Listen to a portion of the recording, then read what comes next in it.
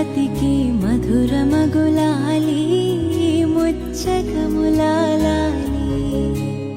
పార్వతీ పరమేశ తనయుడు స్వామినాథుడట కుమారస్వామి అట కృత్తికలు పాలిచ్చి పెంచిన కార్తికేయుడట